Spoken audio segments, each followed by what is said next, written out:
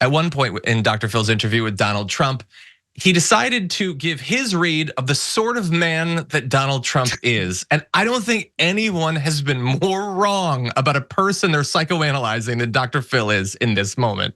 Number one question I get, how do you stand it? How do you do it? How do you get up in the morning and put your clothing on and go to work? I understand how. I know you got a thick skin. You're not one of those people that's afflicted with the need to be loved by strangers. I get that. I think that's true. Let's face it. I mean, you're a billionaire. You got a great family. You're a very dedicated father. People may not see this in you a lot because you keep that kind of private.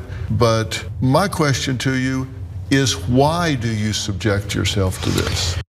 My question to Dr. Phil is, why are you continuing this interview while having a stroke? Because something is clearly wrong with you. First of all, I love the B-roll they went to when demonstrating his perfect family. It's their face, their pale faces emerging from shadow. They look like they're about to eat flesh. What is going on in that image? But anyway, the idea that he has a thick skin. And oh my God, I know you can do this. You're so tough, but why are you doing this? First of all, Donald Trump, the reason he asked that is Donald Trump was once again talking about how everything's so tough on him and it's amazing that I'm able to do it and I'm giving up so much. The dude never stops talking about the supposed sacrifices that he's making when he is doing nothing but benefiting politically in terms of power and financially from all of this. Pausing here to deliver some honest truth as we do in our news coverage as well. TYT is facing challenges, guys, as the entire industry is. You know who could make the difference? You. If you hit the join button below, it's gonna make all the difference and keep us in business. We appreciate you, thank you. David, what do you make of that? Well, the irony is you could pose that same question to any presidential candidate of either party for the last 30 years, because running for president is tough and your entire life gets under a spotlight and you have to deal with all kinds of crap and all the problems that your family has and you separated from your family and there's tensions. It's brutal. But the normal answer from people who are running for president is they say, you know what? The sacrifice that I'm making, the pain that I have to go through is nothing compared to what so many other people out there have to go through who are not running for president. And if I can somehow change the United States and make it better, make it greater, make us safer, make us more prosperous, then it will have been all worth whatever discomfort I might have felt. And there's a variety of, there are variations of that answer, but that's the answer you get from every Republican and every Democrat when they're facing that same question over the last 30 years. Well, Donald Trump, he doesn't even go near there. He's just like, oh, it's me. Yes, I'm a great family man. Oh yeah, I don't really want everybody to love me.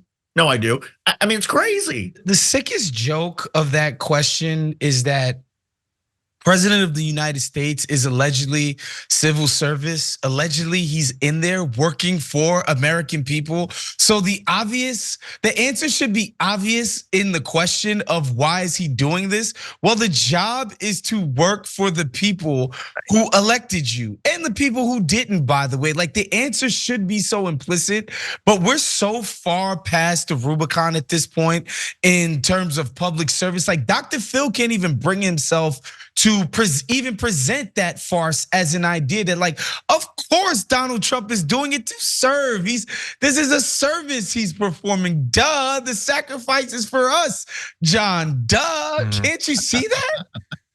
I mean, look, I'm not saying that there's one explanation as to why he's running for office. I think there are several compelling options. One, he's obsessed with power and he thinks it'll bring him some sort of satisfaction or solace in his life that money and family and business never has.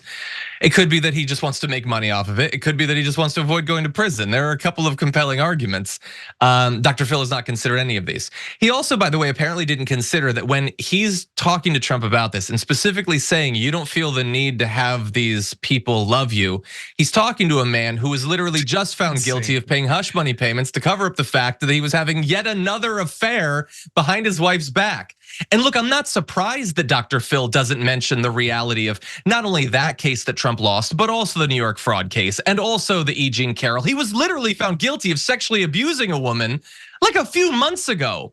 And Dr. Phil's like, what name so? I've never heard any of this. But of course, he can't bring up those things because if he does, the interview's done. He'll never get to put it up. He'll never talk to Trump again because, and this is the perfect, I think this is the reality beyond the ridiculous thick skin thing that he's talking about, is Donald Trump will never talk to anyone who will ask him tough questions. He has surrounded himself with a marshmallow soft cocoon of lackeys and goons and people who will never question him. And that's only gotten worse once he's entered politics. If you want to, like Sean Hannity is the toughest interviewer he will sit down with between now and the election. He might show up for a debate, possibly, but only because he's terrified of being called a coward if he doesn't. And it's not a guarantee that he actually will. But like, you're not gonna get pushback from Dr. Phil, or at least you'll get a slight bit. And I will give credit to Dr. Phil. There's apparently one time that he corrected Donald Trump, but not to his face, only in the edit. At one point, Donald Trump repeats his claim that people are pouring over the border from jails and mental institutions, and they corrected it to say psychiatric facilities.